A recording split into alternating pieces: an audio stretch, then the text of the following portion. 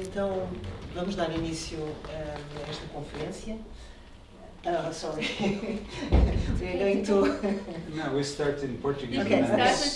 Switch to English. Então, vamos dar início a este encontro, a esta conferência. É um gosto ter aqui duas pessoas que são um marco fundamental no teatro playback e sobretudo naquilo que nos traz aqui hoje, que é no teatro playback psychotherapeutic. O professor António José Gonzalez, aqui pioneiro em Portugal nestas áreas, um amigo. Ainda não me habituei a essas apresentações assim. Mais normal. Pronto, e aqui a Xoxi, que nos vem fazer uma conferência sobre este tópico. Vamos começar por José fazer uma apresentação sobre o projeto que nós estamos a encetar aqui em Portugal e depois teremos então a nossa convidada hoje, assim, de honra, que vai falar sobre, enfim, sobre um aspecto específico desta intervenção, ou seja, esta intervenção com uma população muito específica. Okay? So it's a pleasure to have you here. And so let's begin. Ok. So, mais uma vez, se alguém precisar de tradução, diga. Margarida and Xoxi, thank you so much for being here, especially Xoxi, of course, with all the circumstances that your country is going through, having the courage to come here and get away from that critical situation and be sharing your knowledge and your science and your practice with us. It's a real pleasure. Thank you so much for being here. I know it takes a lot to do that. Hey, Antonio, I tried not to speak about that, but okay, I think we need to address that. Okay. Xoxi and Margarida are good friends and scientists, co-researchers. We do research in this very specific area. It's a very niche, I would say, a very specific niche of scientific research. And my goal to these presentations, for some of you, this will be maybe a bit, why is he talking about this? We all know, but some of you don't know the context where this project started. So I wanted to bring to you this, because, by the way, who that is here in the room never saw playback theater being performed? Never, you never saw playback theater being performed. Everyone saw playback theater? That is amazing. Wow. Great. So that's good news. As you know, playback theater is a very specific form of theater. Some of you heard me saying the first time I saw it, actually the first time someone talked to me about it is that gentleman over there, Carlos Nicolau Antunes. He spoke, I couldn't remember that you spoke about playback theater then, but you said we need to invite to ISPA someone that is doing this kind of improvisational theater. Now I know it was José, that is José Marques, the only, you know José Marques, the first Portuguese playbacker with the leadership on playback, so he could teach. And I forgot about this, and maybe 5, 6, 7 years later, I was in Finland, in Helsinki, and in the closing ceremony of a psychodrama meeting, okay, they said, oh, we're going to have this theater thing at the end. Okay, good, I like theater, good. And all of a sudden, we were like 40, 50 people dressed in black started to come. Some of them brought instruments, musical instruments, nice. And they started to interact with us, and they started to ask us for some stories, and after each story they would perform the story. And I vividly remember the story I shared. I don't know if you've been in Helsinki. If you do go to Helsinki in your lifetimes, please don't miss the Cathedral of Silence. It's a huge wooden made egg, but huge. It's a cathedral. It's like an egg made of wood in the center of town. I'm getting goosebumps. And you go inside the first door, and you all of a sudden you understand, you feel you're not in the center of a capital. And then you go inside the second door, and you go inside the cathedral itself. And you cannot imagine the quality of the silence of that space. Everything you do, like, I did. It feeds back you. So I remember this experience very vividly. I'm trying to share it. I share it in 2, 3, 4 minutes, and then they thank for the story, and I see my story performed, playbacked. And at the end, I'm like, I don't know who is next to me, and I said, I want to do this, I want to do this. It's Rejo. You know Rejo? I heard about it. Okay. It's, I want to do this, I want to do this. So I come back and I share with my colleagues in Playback Theater. I saw this kind of theater. I never saw anything like this. Let's do this. So we start doing this. This is 7 years ago, exactly, in March, I think, 7 years ago. So we start. José Marques comes and teaches, and we start doing, and everyone, it's here in ISPA, I recognize many of you from here, from ISPA, another one from ISPA is coming, hello Madalena. And so basically 90% of the actors and actresses in Playback Theater are psychotherapists, are psychologists, or students of psychology, and everyone gets like totally in love with this kind of like, no one misses one single rehearsal. Why? Okay, we like theater, but, and if you start listening to what people say, they say, hey, this is like therapy. This is for free. I come here every week. I share my stories. People give me back my stories. I hear people's very significant stories, and I have to improvise on those stories. I'm happy here. I'm not leaving. I'm staying here. I'm coming every Monday, 7 till 10. That's our rehearsal time. That's why you cannot rehearsal on Monday nights, Nico. We are there every Monday. And so we start to realize that what we have in hands is something that is theater, but it looks like, it sounds like, it feels like, it smells like, it tastes like therapy. So the second, third year that we're doing this, and we're getting very familiar with this, and having fun, and having our rehearsals on Monday evenings, and performing to older people, migrant children in schools. I'm not going to say normal, I'm not going to say normal, I'm not going to say normal. Conventional people like students from the university, and everyone, not everyone, but some of the people that see this performance, at the end they are saying to us, hey, this was amazing, it was so nice to share my story and see it, and to listen to the other stories. So we have something, we realize we have something. So it's a pity that Nuno and Rita cannot be here. They are working a lot right now. And they come to me and they say, we want to do our master degree thesis with this. So we're doing what in science is called a randomized control trial. We will say we're going to do 12 sessions of Playback Theater. Whoever wants to come, please apply. And we had like 80 or 90 people applying. We asked them to fill some questionnaires, and then we did the randomization, and we said, okay, half of you are experimental group, half of you are control group. And with this randomized control trial, and we published on it, and we confirmed that for people, this is like therapy. And all of a sudden, and this is where Shoshi appears in this narrative, all of a sudden we started realizing that there were some scientific papers on this very specific application of playback theater called psychotherapeutic playback theater.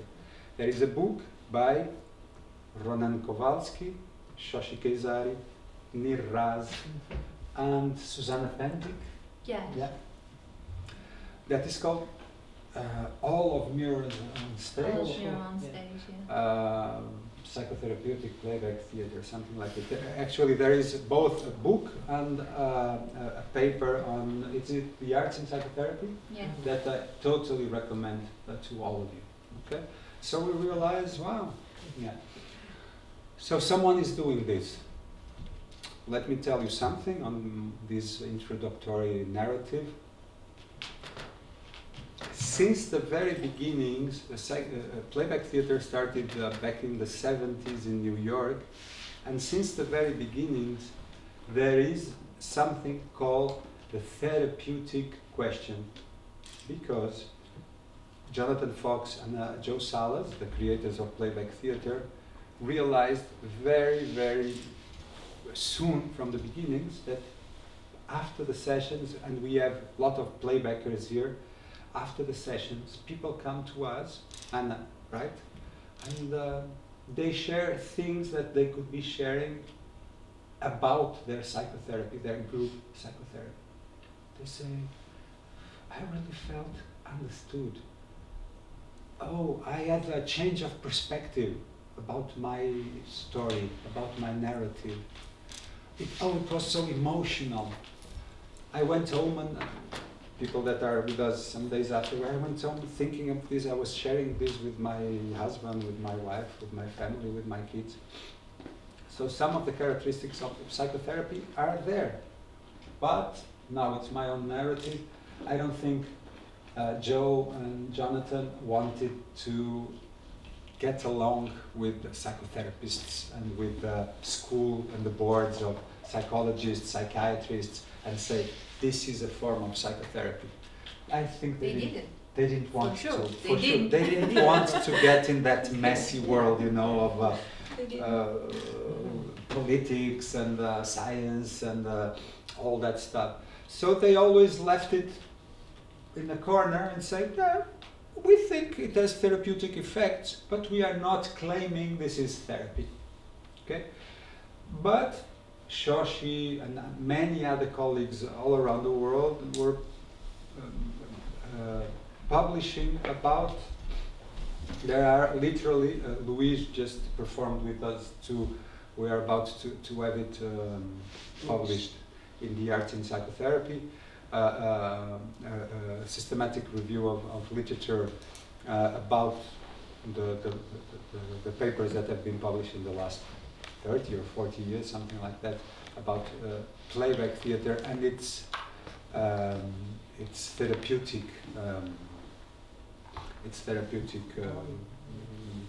value or benefits. So it has always been there, the therapeutic question. Okay? So what's new? Some colleagues in Israel, and I think we heard here Nir Raz telling us in this same room how it was born, and please correct me if I'm wrong. I will try to retell the story that I heard from one of the other beginners of psychotherapeutic playback theater. They were doing a training for psychotherapists, right? At the beginning. They were doing like a 1-year program training for psychotherapists that wanted to become familiar with playback. So it was training in playback theater. And now I have a big imagination when it comes to telling stories. So that's why he's in playback. Yeah, among other things. And so these therapists, psychiatrists, psychologists, therapists, they went on for this year of training, and at the end, like us here at our Mondays, no one wanted to finish that because they were saying that, oh, this is great, we share our stories, we get meaning out of them. So they started again to realize they had something in hand that was therapeutic.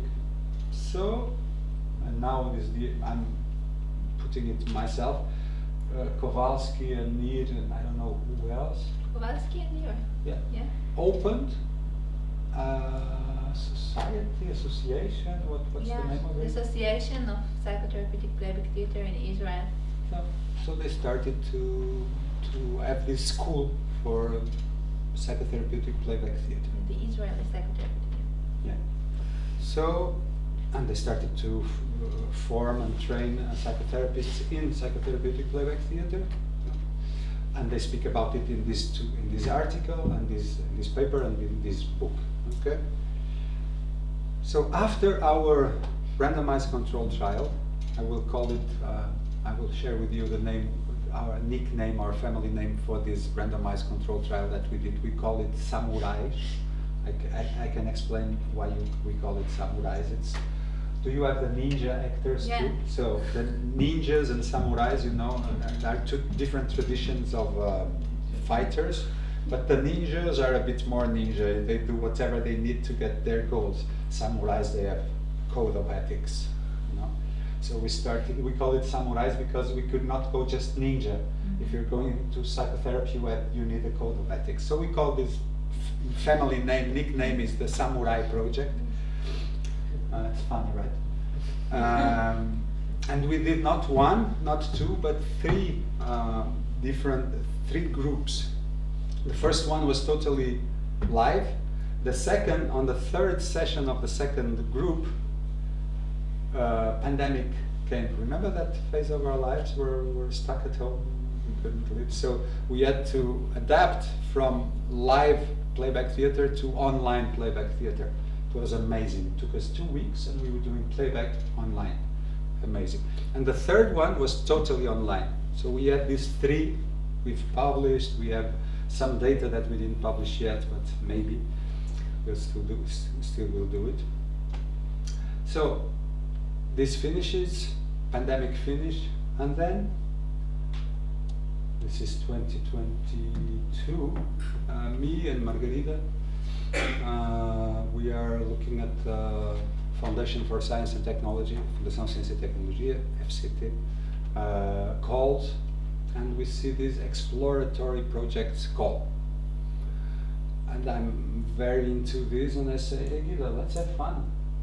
Let's do science with something that we like to do, and do playback theater, and why not approaching our Israeli friends that have psychotherapeutic playback theater and do a rehearsal, do research, and let's see if we can adapt this, bring this to Portugal, train therapists, and see what happens with the people that are clients, participants of psychotherapeutic playback theater sessions. So we apply. I think in the first year we didn't get it, and in the second year we won this project. Some of our colleagues are here. Some of the people that are here are parts of this pioneer. I think I can call it worldwide pioneers, because okay, you did it like in Kowalski, and you did. We have it, it's here. And now what we're trying to say, okay, let's pick the model, train people on this model, do psychotherapeutic groups, and see what happens with the people that are the participants, okay? I'm about to finish. Yeah, if any of you wants to interrupt, and the incredible thing was that many people came. It's how many? 40? More. Luis, can you remember? Luis is a scholarship. So he's in this, at the beginning. At the beginning, that applied to the training. Close to 60. Close to 60. So, okay, so it's incredible, because really people said yes to the project and to the idea and to the and so it has been a fantastic teamwork, and so we don't have the data about what's going the outcomes of the groups. Nevertheless, I think the work inside the group of trainees is in itself fantastic, amazing. So I think the project has already won with the team building between the different elements of the psychotherapists, because all of them had training in psychotherapy and group psychotherapy somehow. So it has been amazing. I have to confess something to you. Now that I know it's going to get to where it was meant to go, when we won this project, and I said, what? We won? I can't believe this. Me? 2 weeks ago, they asked me to come here to explain to my colleagues that are now applying to these exploratory projects. How to do it. How to do it.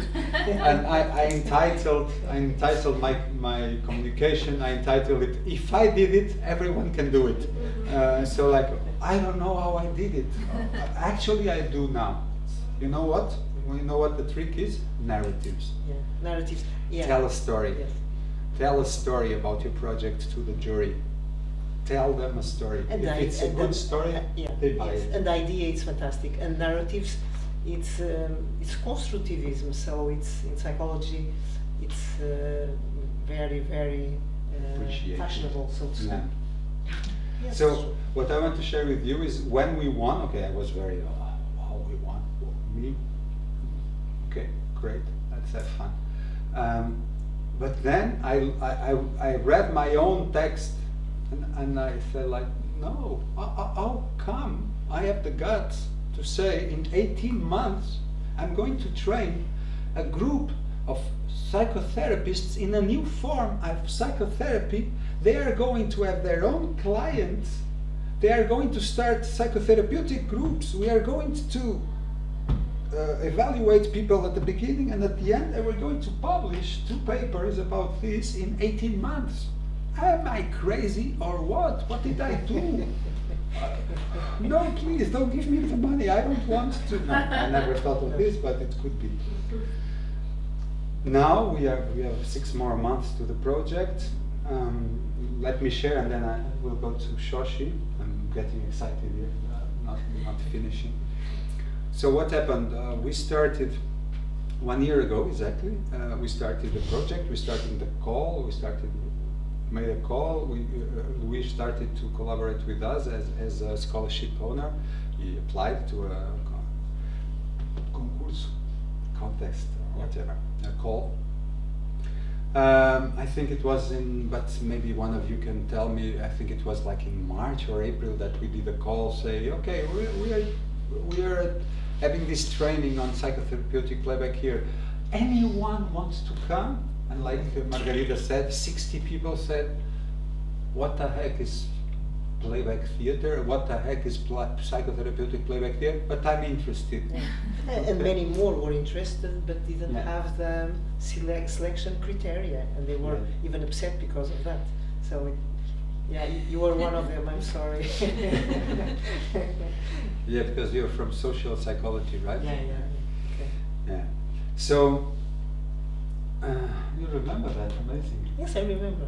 Okay. And I remember that, I think that he put me in the team also, because I'm a woman of faith. I'm a believer in things. And so, and one day he told me, well, okay, we train these people, they are fantastic people, but they will never want to do groups. They go for the training because we are, nice. So we accepted around 30 people. Luis can have the exact number. We accepted like around 30 people, and I thought there's going to be a lot of mortality, of dropouts. So I said maybe 10 of them will finish the training, and maybe 5 of them will do groups.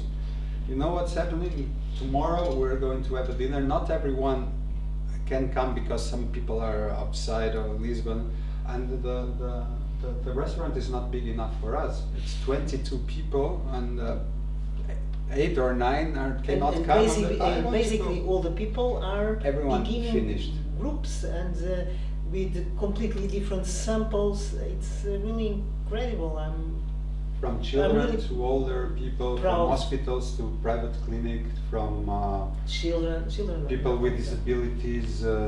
We have a lot of different groups. Right now, I think, Luis, and again I'm looking at you, I think 8 already started, 8 groups. Yeah. And 2 or 3 more are about to start. Not me. I didn't start my group. You started the bigger group. So it was quite a journey. We will be working. Okay, we will be working with Shoshi this afternoon and tomorrow all day and then with Nir again with the supervision of these groups. The groups started already. Maybe we have some time to hear some testimony from you, from people that already started groups. And our WhatsApp group is amazing because every day someone says, I had my first session today, it was about this. By the way, I want to say the geographical thing.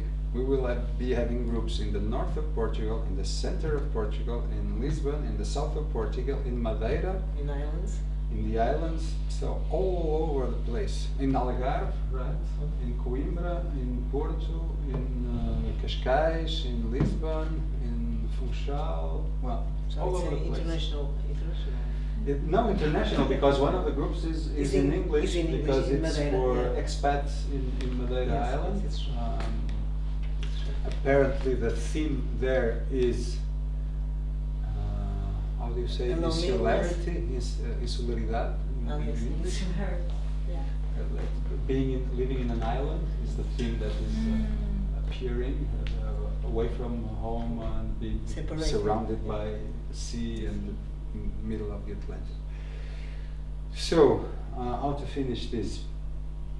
Part of our project was to bring our colleagues that know about this business to train the group. The first one was Nir Raz. Hello, Isabel. Speaking of Madeira and Funchal, we were talking about your two groups in Madeira, one of them in English. Welcome. Whoops. So Nir Raz was the first one to come. And he actually did something that was, for me, the second miracle after so many people joining us.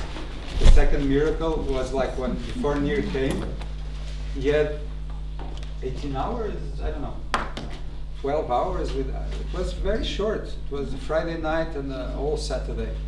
And I was saying, how is this man going to, in 3 to 4 hour workshops, teach these people? Most of them never did even playback theater, conventional playback theater, and showing them how to do psychotherapeutic playback theater. I was like, oh God, I don't want to look at this. This is going to be. And all of a sudden, 1 hour after Nir started to give us a context about these people, some of whom are here, were doing some of the forms that in playback theater it took us 2 or 3 months to learn in our training. And they were doing this, and I was looking at my colleagues from playback theater, from Nuno and Rita, and saying, this is insane, what have we been doing? Because it took us literally months to train people to do the most basic forms of playback theater. And here they were, doing this with smiles on their faces or tears in their eyes, depending on the story. And so we started like, this is going to happen, this is going to happen. Then came the end of the training with Nir and myself, big cuts again. I was one of the trainers without having the training. Another 2 suspects are coming. We talked about you. Come. Nuno and Rita. So I just finished my long story, which you know very well, about how we came here. But I know you came to hear Shoshi, so she's about to start. I was just entertaining people before you arrived so that you could hear the whole of Shoshi's narrative. So we finished this, we didn't finish this training. This training is not finished. We'll be closing somehow with Shoshi this weekend, but we will be having some supervision with Nir again.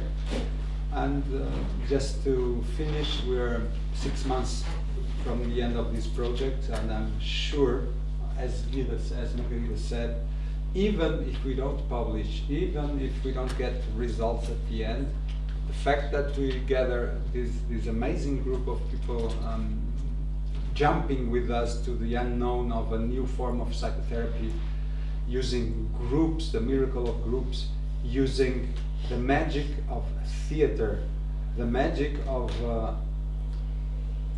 pure listening, of deep listening to other people's stories, the magic of recovering the power of narratives that our society lost, and recovering the power of rituals that our society is losing with a big price to pay. I think we have, for me, an amazing, personally, an amazing project that is going on, and I'm sure a lot will come from here.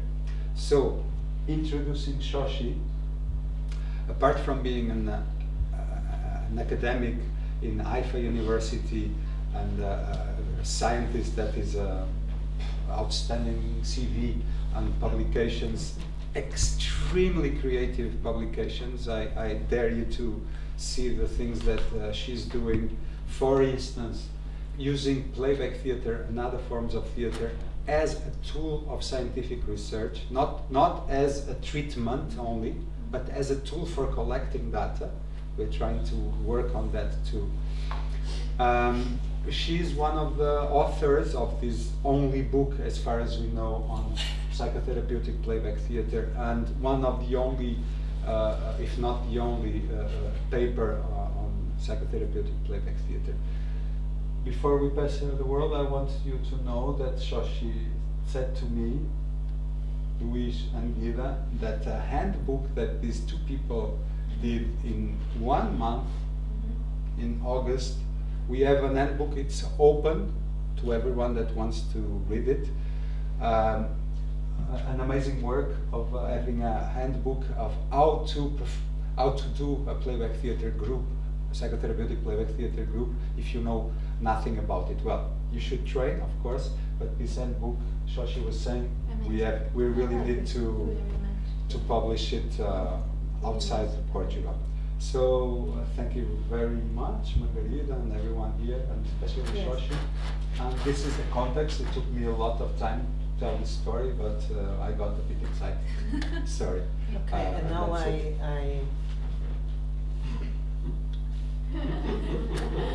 Let's dance. That's the dancing part. That's we are performing playback, and you didn't say one thing about Shoshi, is her human value. She's a marvelous person and very prone to help the others, and so I think that is very important, more important than the CV. Thank you. Yeah. Thank you both, and thank you all for attending and for coming. This is, as Antonio said, very special time to come abroad out of Israel. It's a very difficult time for us, and I appreciate this escape a little bit for 2-3 days, and coming and doing playback and doing research and thinking about creativity and therapy. This is the most important thing that actually helps me in my life. So thank you for this invitation. I hope this works. Yeah, it is.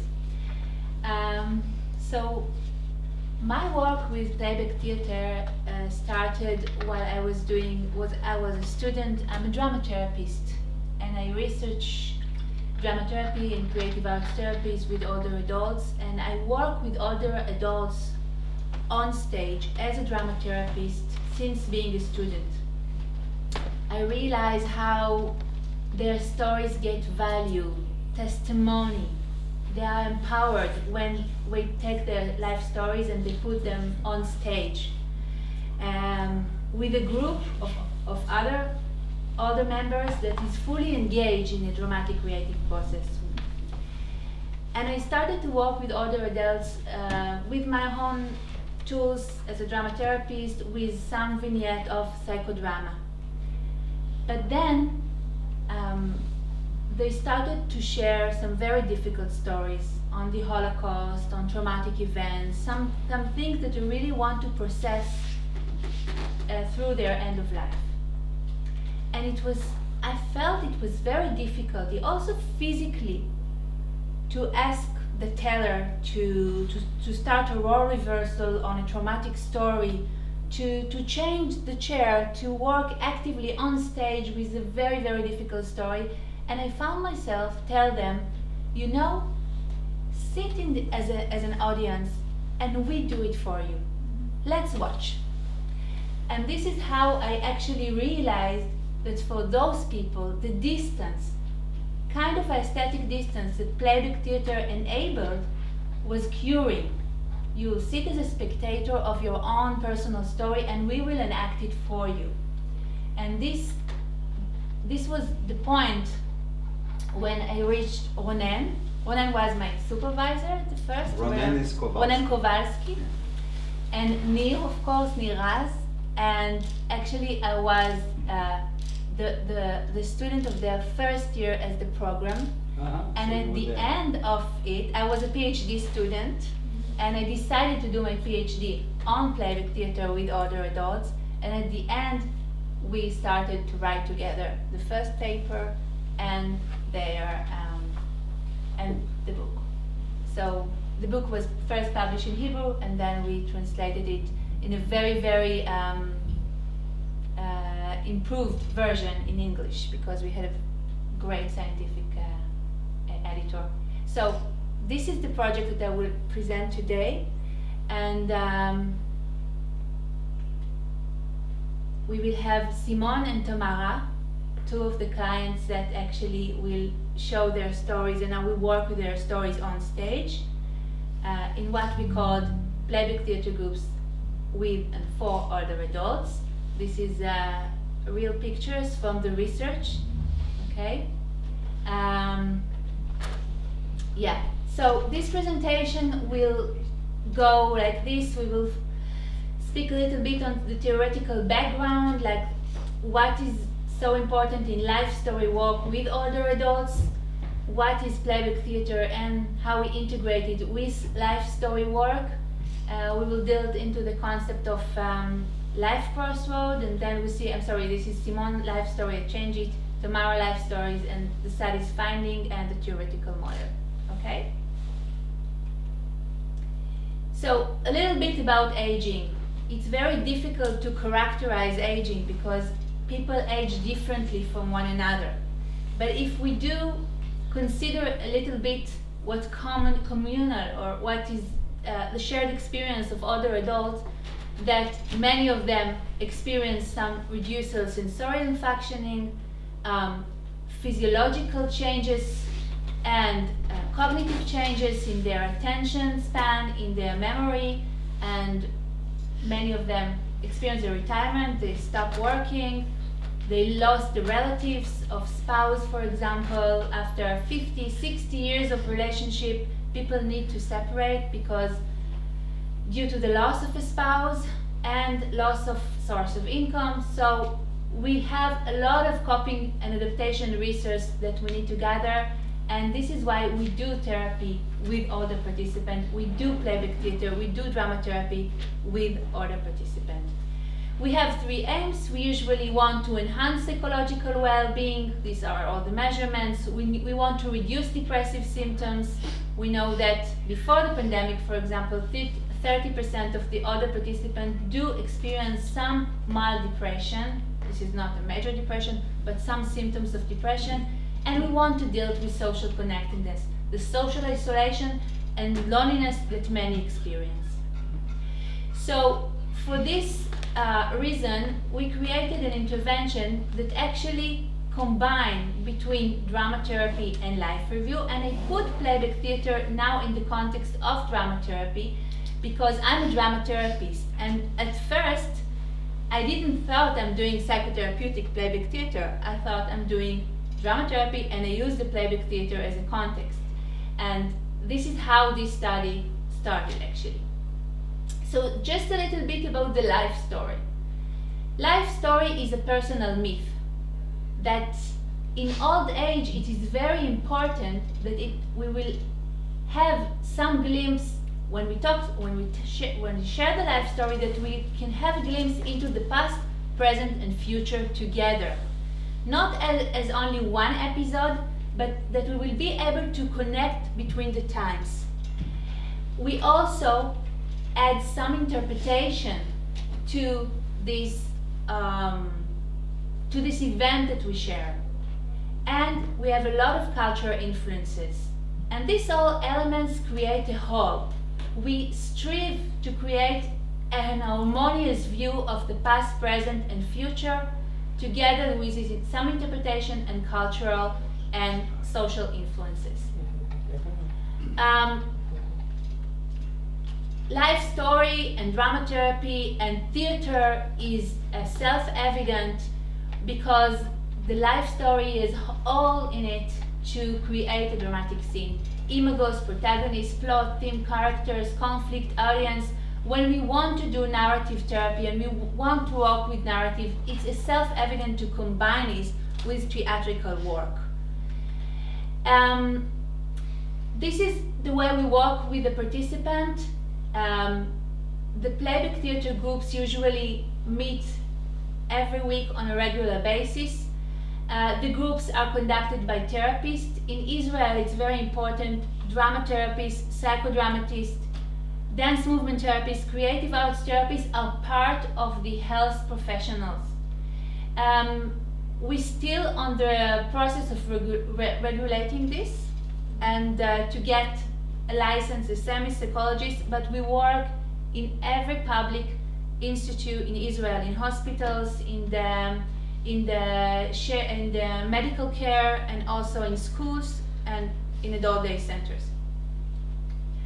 The participants share their personal stories, and the other group members create a theatrical improvisation piece in response to the story. This is how you know it works. It works with the same with other participants.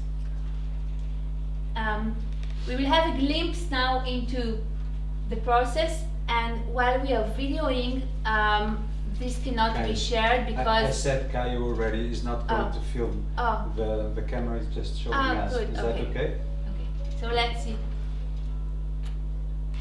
Can we the volume? The volume? Wait, I think I know how to do that. Sabes como é que se sobe o volume?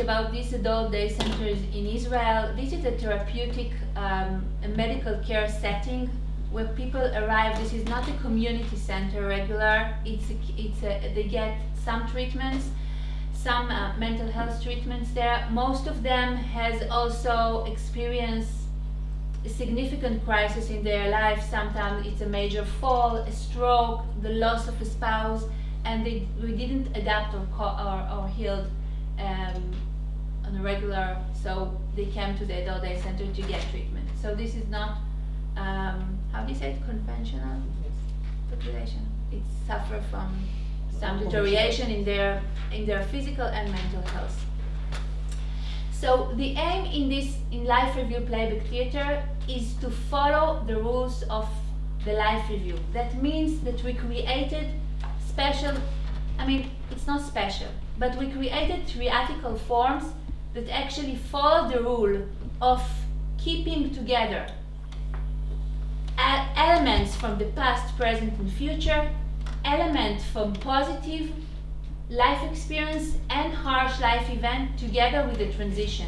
So the theatrical form actually integrate together elements from previous and different phases in their life in order to create an integrative view of the self, followed by Erickson's 8th stage, that actually said that the development task in old age is to create this integrative view of the self, to be able to accept one's life and with the bad and the good things that happened.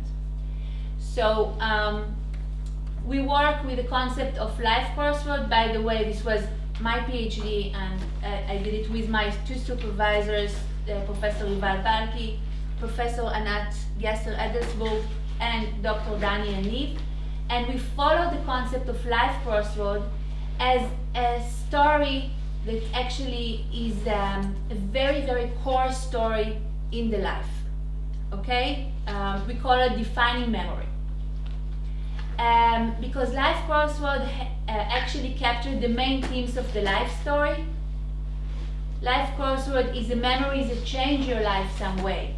A marriage can change your life, a farewell can change your life, traumatic events, birth, death, health issue, professional choices, journeys, falling in love, but not a routine transition, but a major transition in your life.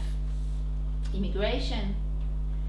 And so we ask the participant at first to create, we use paper hexagons like this, paper hexagons, and we ask them to create, like, to mark life crossroad in their life stories.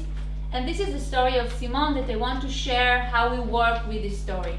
So Simone shared, for first, the loss of a younger brother. Simone immigrated to Israel from Egypt. He was living in the Ma'abara. Ma'abara was like a refugee camps in Israel for people that came to Israel, Holocaust survivors and immigrants from the Arab countries that came to Israel in the 50s. And it has like very, very difficult condition there. It's like a refugee camp. And they came and they were living in a tent. And one day, Simone was 8 years old. He came to the tent.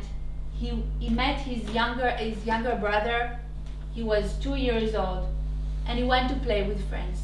Apparently, the toddler, he was 2 years old, followed him and fell into a hole.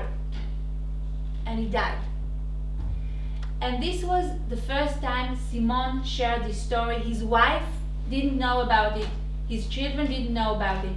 About the guilt and the shame he felt because he didn't notice that his brother was following him. So we wanted to share this with the group, but we also know that later on the family got birth of twin sisters, and he got married, and he is also the father of 7 children. So the group created a theatrical improvisation that actually tried to grasp elements from this story. Okay, this is not the regular theatrical form that you know, this is the life review, so we actually gathered elements from different phases of life. So 3 actresses came on. So in the first, we created the transit camp. There was a music with a very, very famous folklore music that characterized these immigrants of Israel back in the 50s, and the group was very happy. And it's like everyone, also in the audience, were singing together this song with the happiness of the immigrant, of the choice to immigrate.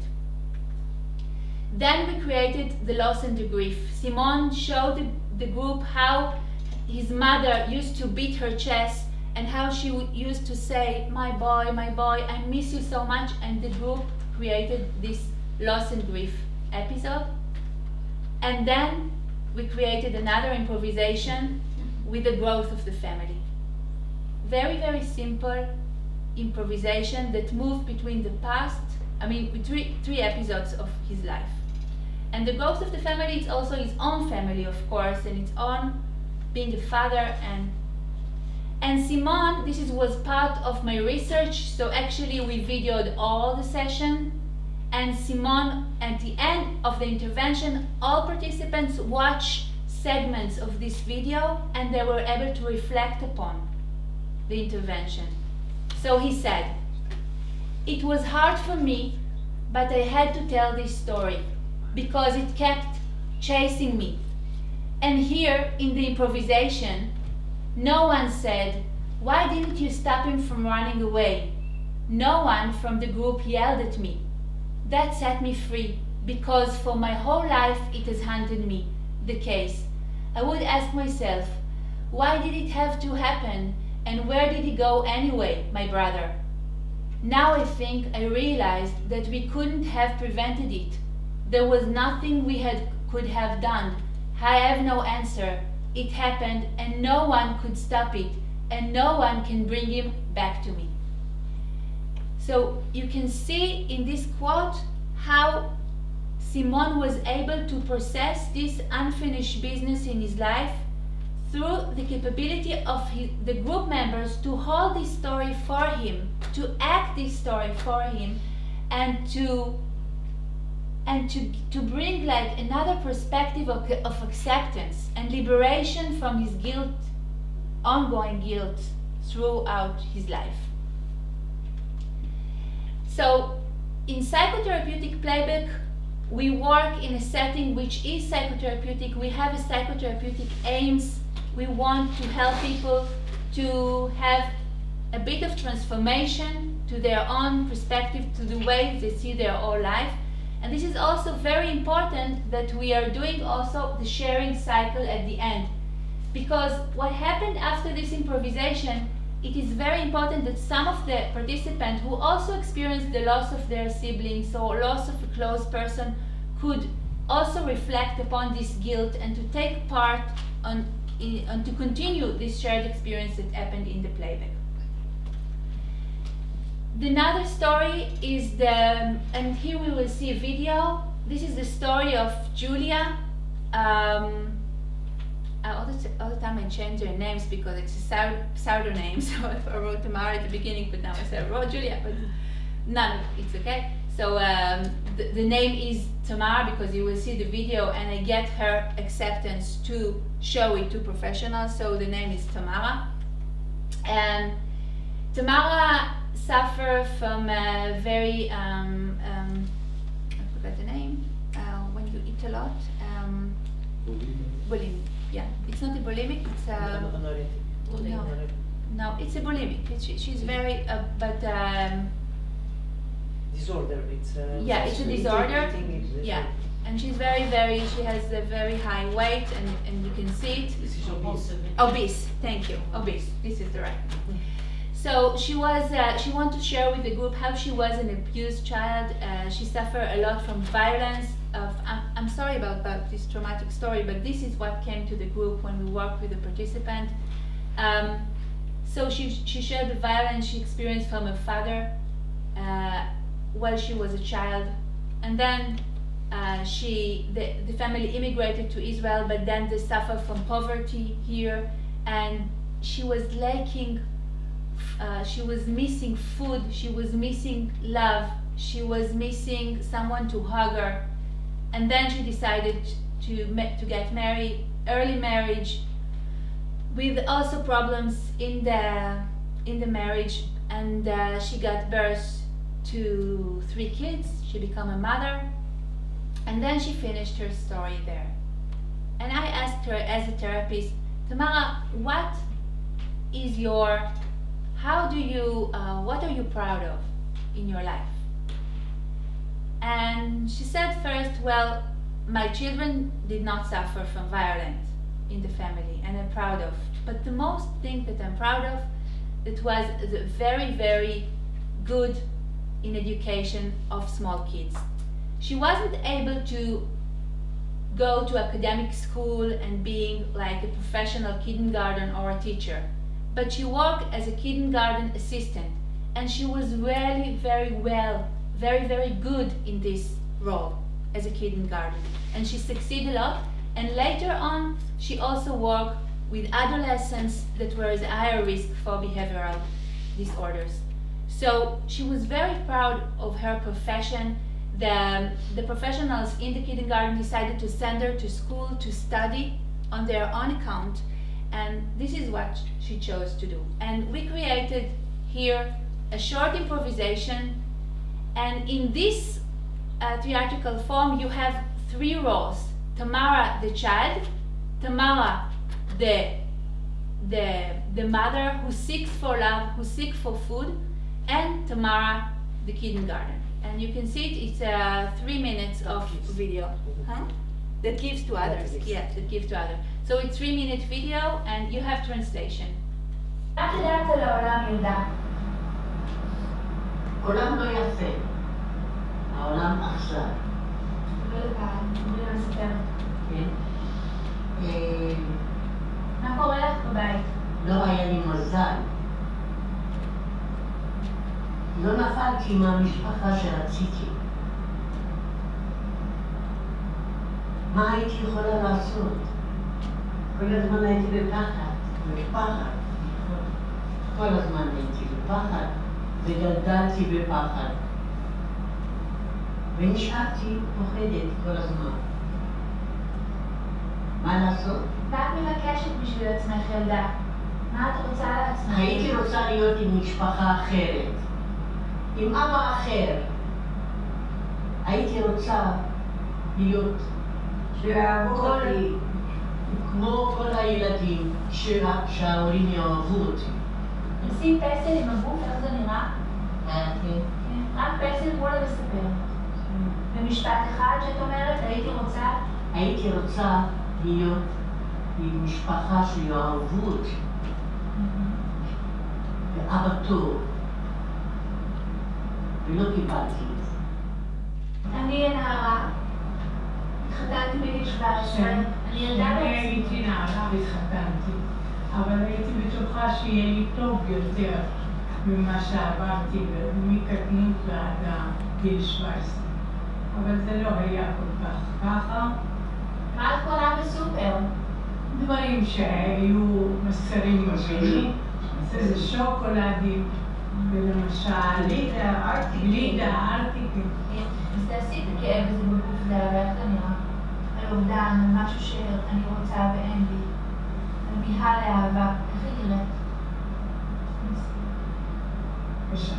קשה. בפנים, קשה.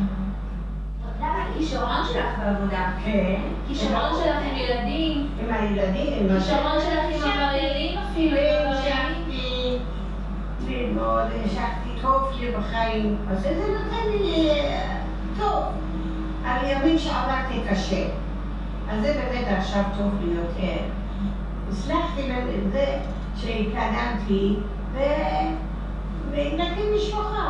שאין באלימות. אין באלימות. והצלחתי. הילדה המפוחדת זאת תמרה לאמא. מה הילדה אומרת לאמא? מה תמרה הקטנה? You can see the tailor from the side, right? תמרה הגדולה. טוב שגדלנו קצת. ולאט לאט הכל יתעניין. נגמר. אני מקווה שיהיה לנו חיים יותר טובים. אמן, אמן. את יכולה להגיד לך, לילדה הזאת, אני לא שכחתי אני לא שכחתי אף פעם על מה שעברת. אף פעם לא שכחתי. אני גם לא אשכח. אבל נרגעת לא שכחתי לעולם. בדבר שאי אפשר לשכוח את זה. כן. תודה לאל שאת הגעת לחשוב הרבה יותר טוב, את עובדת, את מסתדרת, את הכל, אז אני שמחה גם לי טוב שאת ממשיכה להיות טוב בחיים. כל התמרות, 3 תמרות, תנו איזושהי תנועה מחברת ביניכן, חיבור בין שלושתכן. תיזהר לי, אוהב לה. אלה התמרות, והן גם מלטפות אחת את השנייה ונותנות אהבה, מה שחסר לתמרה, מחיאות כפיים.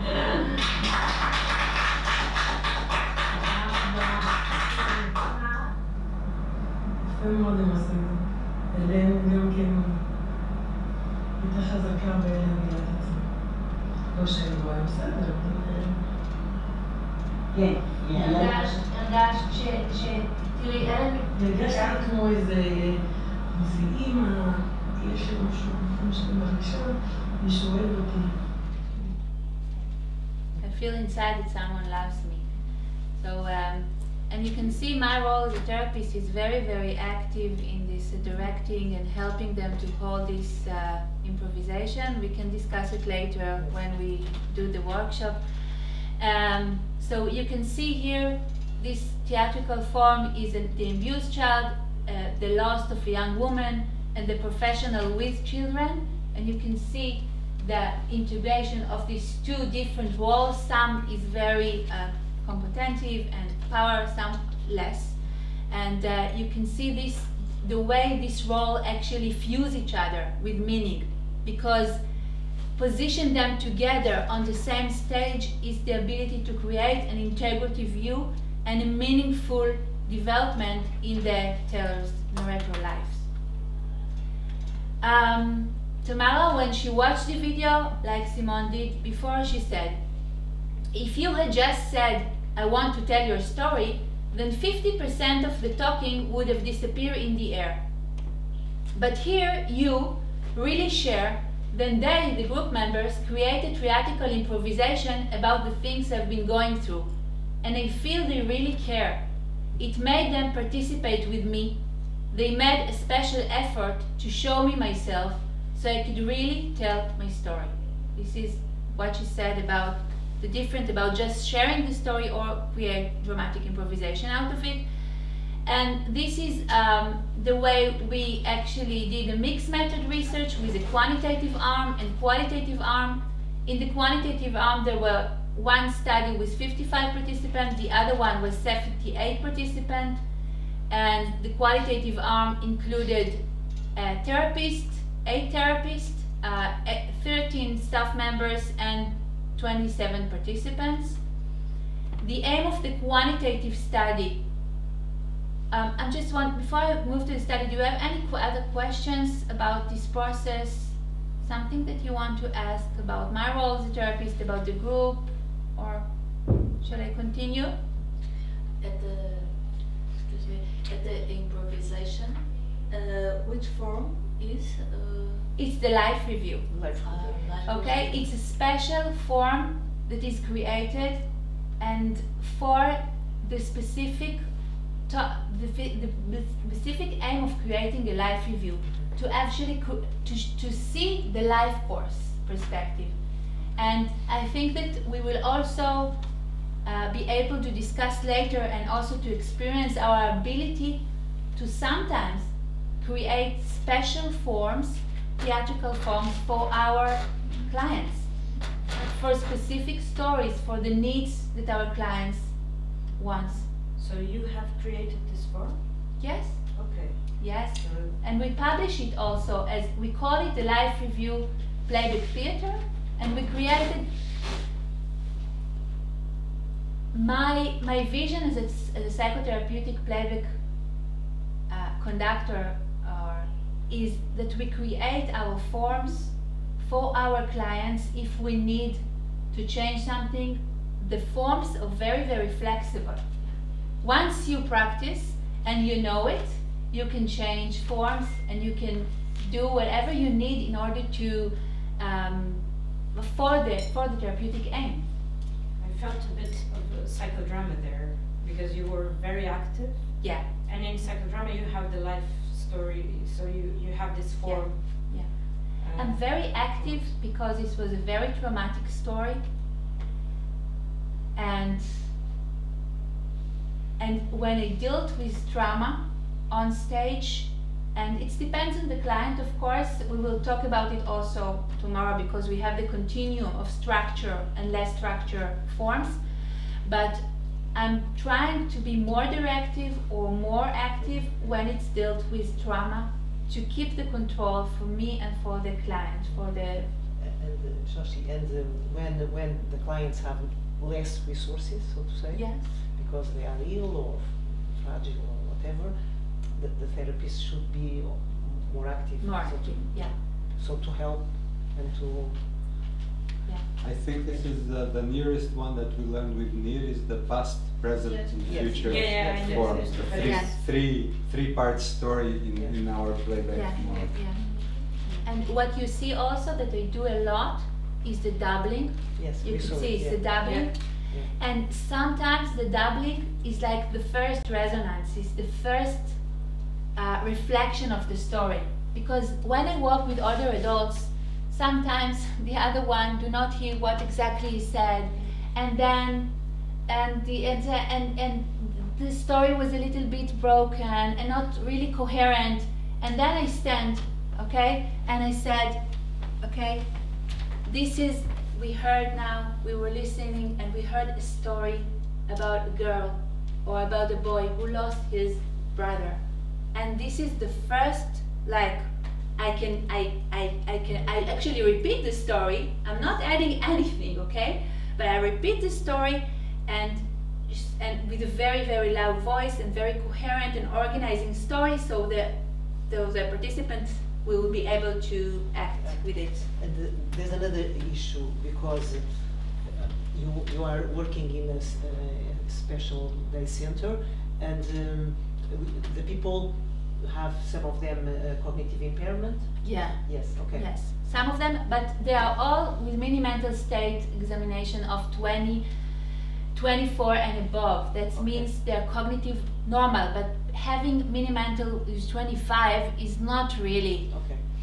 is very difficult to capture. But what we see, oh, do you want to say something? No. Okay. No. But what you see that many times, you know, the social worker was calling, oh, this person has a major decline in his cognitive performance. We are going to have another examination now. And in the playback, it was amazing. Yeah. He remembered all the stories. He was acting like, and we have investigated the cognitive performance after doing improvisation and performance. So this is our... And because memory can decline, some aspects of memory, but the memory in the body and in the emotions does not decline in the same way. Yeah. So it's And they also had a role. They were in a role. Yes. for their friends. Yes. And they had, like, they really needed them on stage. And so when you need someone, is grasping all the resource and is actually performing. Yeah. So it promotes empathy and connection. Yeah. And that's really important. Yeah. I don't know if you know how to answer, but how long did the group was having Playback Theater before this video? I know to answer.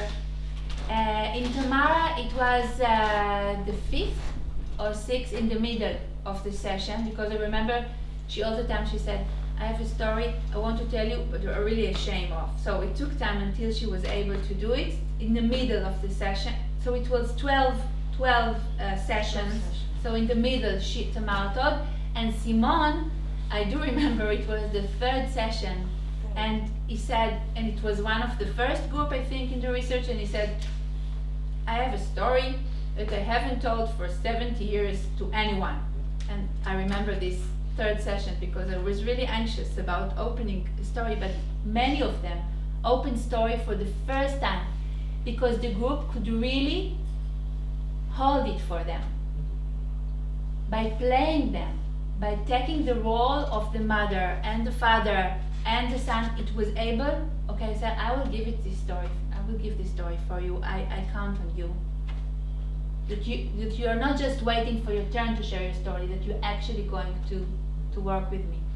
And another thing that I think it's important to emphasize is that the adaptation, of course, of some exercises, like even the warm-up exercises. You can't do, eventually, if they are more frail physically, you are not standing up or with the hands, you are sitting down and doing the mirror or whatever. Yeah. And so I think that's really important.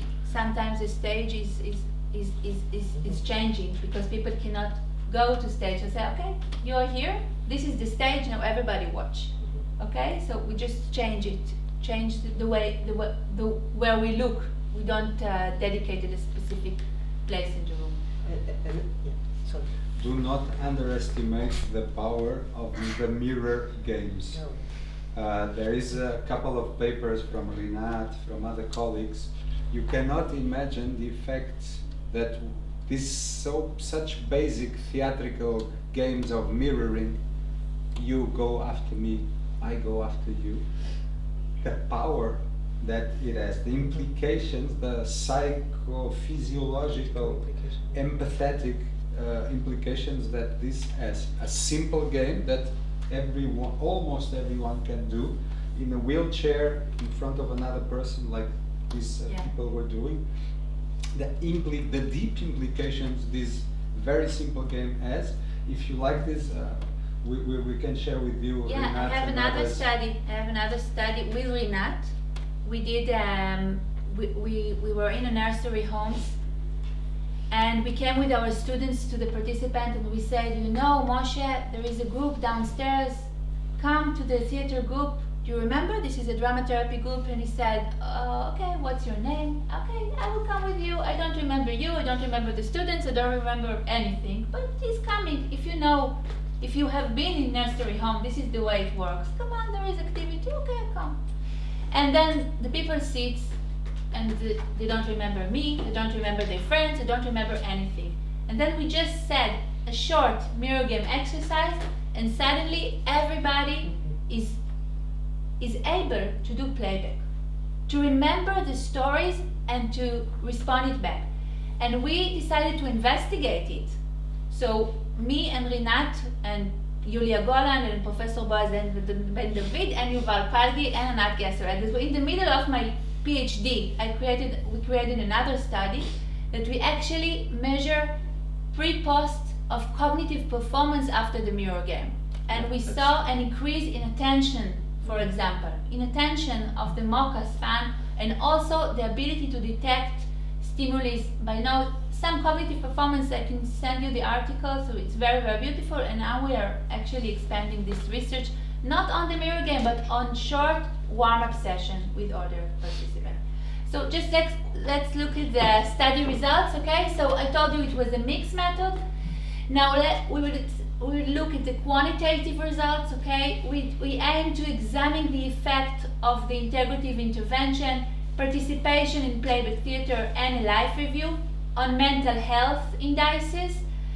We had 78 participants that completed 12-week study program. 40 were in experiment group, 38 in the care as usual control group, but due to ethical reasons, at the end it was actually a waiting list because all the participants got playback at the end of the research. And their mean age was 77 years old, ranging from 63 to 96 years old, with a mental state examination, a good normal cognitive performance, and absence of clinical diagnosis. We measure the negative indices of mental health, negative affect loneliness and depressive symptoms, and the positive indices of mental health, meaning in life, psychological well-being, satisfaction in life, self-esteem, positive effect, and well-being. And I just want you to see the continuous line is the experiment group, the playback theater, the broken line is the control group, and you have 3 times before the intervention, at the end of the intervention, and a follow-up examination of 3 months after the intervention. You can see here, this is the self-acceptance measurement, the relationship with other, positive relationship with other is one of RIF, psychological well-being measurement. You can see here significant improvement in meaning in life. No, this is a, yeah, meaning in life, yeah, and a personal growth. And here you can see the most important, this is not the most important, but this is important, to reduce depressive symptoms for older adults. This is the third, I mean, this was the second time, but now we also have a third study on Playback Theater. And with 112 participants, this is the PhD of Talia Karif, and we supervise her together with Professor Odor Kibi.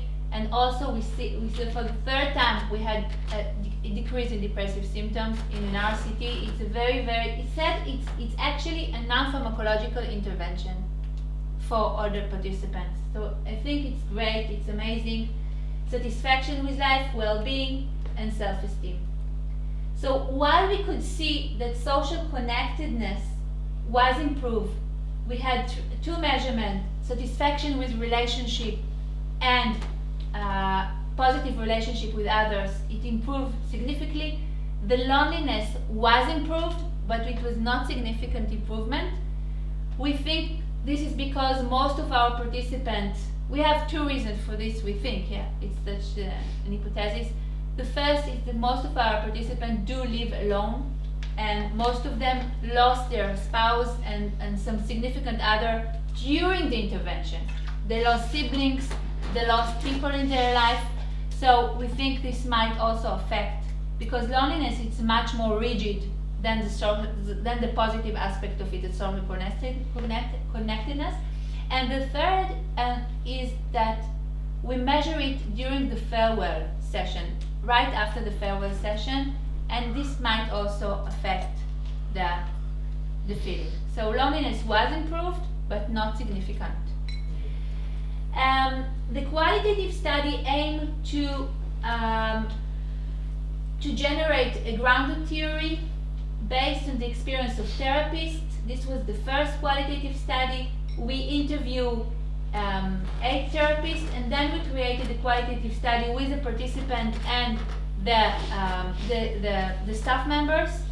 And I'm not going to expand more on this, but we have, this is the thematic map with 3 themes. It's also in your book. That the evolution, the evolution of the story, the evolution of the improvised dramatic improvisation, and the expansion of social engagement. Like 3 major arenas that actually we need to consider when we do this intervention. This is evidence-based, so I just want to show you a little bit of the data, okay? Just a little bit of the data. The life story, okay? This is Tamara what we said, but when they recreated my story, I went back to the past. I felt like I was really there, watching what I went through. I could see it in reality. I could see it as a dream. I saw everything again, how I moved, how it was, how it is. It made me feel good when I saw it, because finally I had other people with me who knew my story, and I wasn't alone. I'm not alone. I could feel myself, this is me. So I say, here, this is me, and it does me good. So I think this is an amazing quote. And the evolution of the dramatic expression. Interview, how does it feel to play it in other stories? I felt like I could do things like that, so I did. You felt you could do things for them? For me too. I started to talk more, to be more open. I started to get stronger. So instead of being ashamed, I began to let things out. As if I'd been strengthened, I began to let go of things that I had always been ashamed of. And again, I pretended that I'm living in his story. I act as if it really happening now. I feel proud, yes, that I managed to play my part properly. I feel like I'm someone. This is a 90 years old man, amazing man, who did a lot in his life But in the age of 90, many of his roles in life are not exist anymore. And here he has a role. And I'm just moving forward. The expansion of social engagement. What friends, what girlfriends? Before the group, I didn't know them. How much time do we have? Yeah. It depends on who read. Yeah.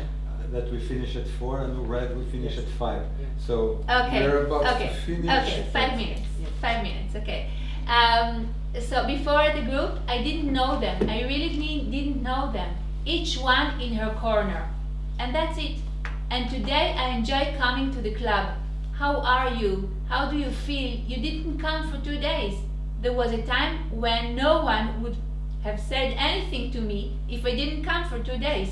And suddenly everyone noticed, and I felt I was missing. Like she didn't come for 2 days, and suddenly people saw that she is missing there.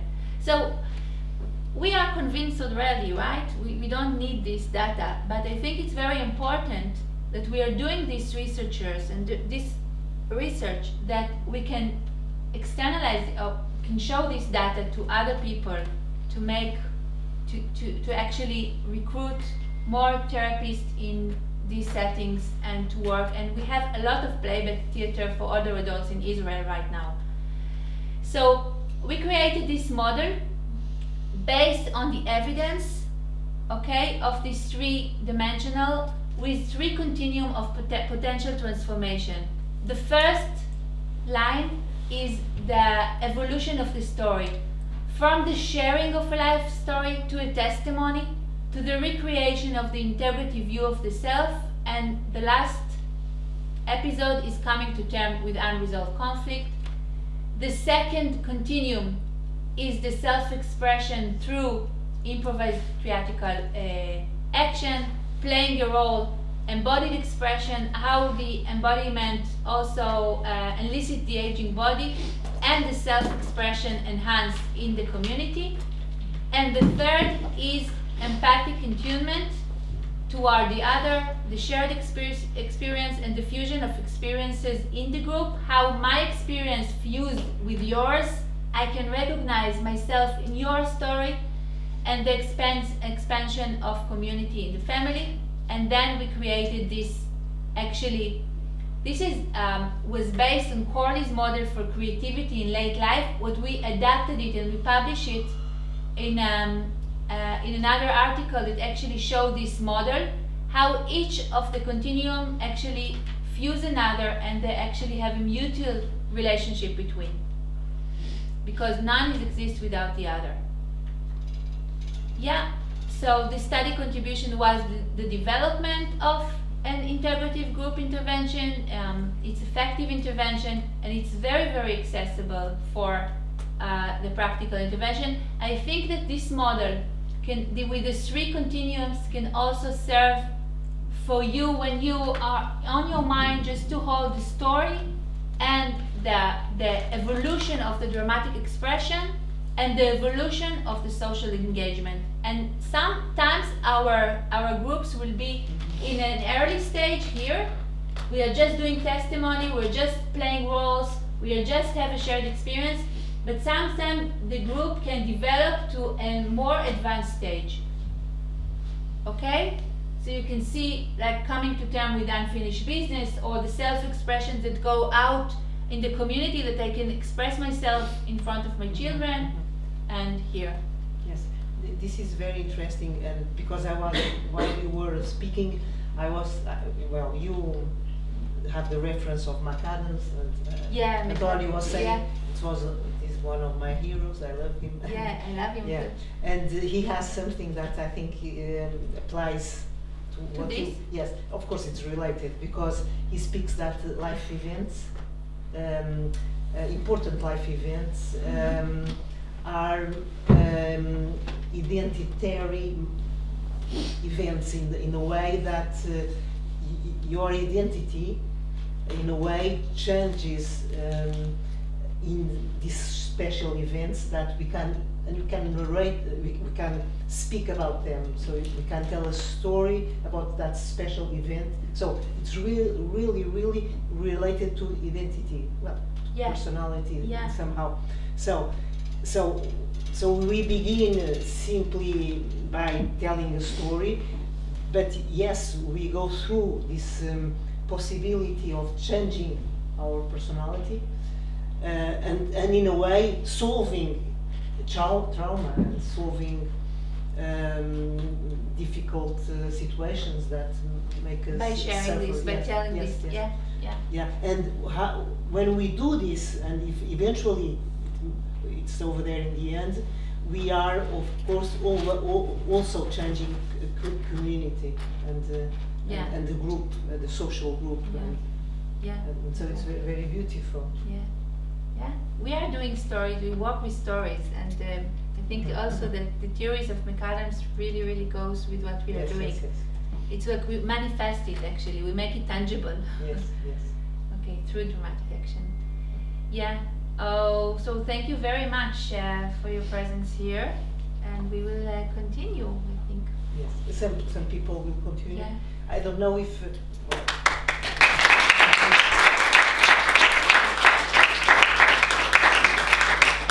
and eventually allow, well, if somebody wants to ask a question, especially the people that are not going to the workshop later on.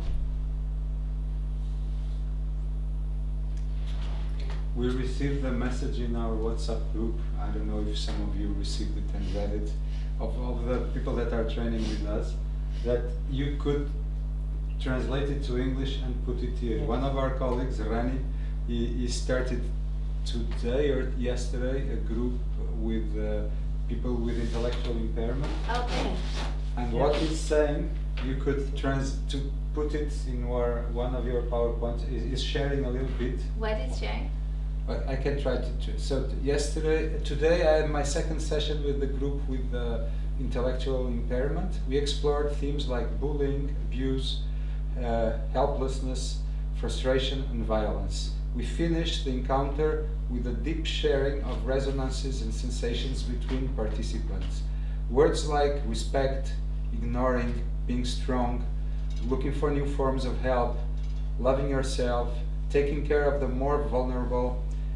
These words echoed in the space, bringing with them a profound reflection about the themes of the stories.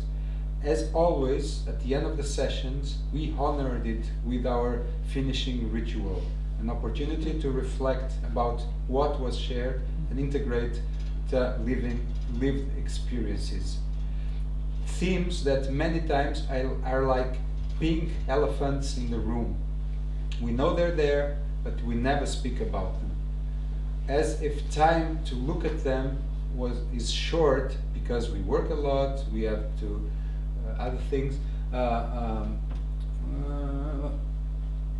Well, is sharing is second session of psychotherapeutic Playback Theater.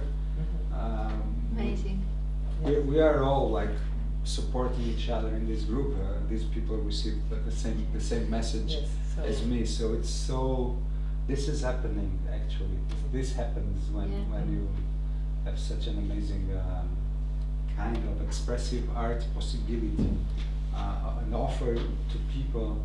I always get astonished on how we forget in our educational system about the idea that art is not only for artists. We can win a lot with performative arts, not as performers, but as expressive people, expressive beings. And if we do it in group, there's all these things going on. Amazing. So we will finish the session, and with this in mind, that the importance of touching souls, and through art it's much easier, and through tenderness also. Yes. So thank you all. And so some of you we will meet at 7. 7 at the Sala do Golfinho, at the Dolphin, very well known as the Dolphin Room. You know what I'm talking about. And we will work with Shoshi again in our name, in the name of ISPA. Thank you so much, Shoshi, for this sharing, amazing sharing. I'm sure some people want to talk to you maybe more personally a little bit. Yeah, let's go on. Thank you. Thank you. Thank you all of you. Muito obrigado a todas e todos por estarem aqui também. Até já, até breve.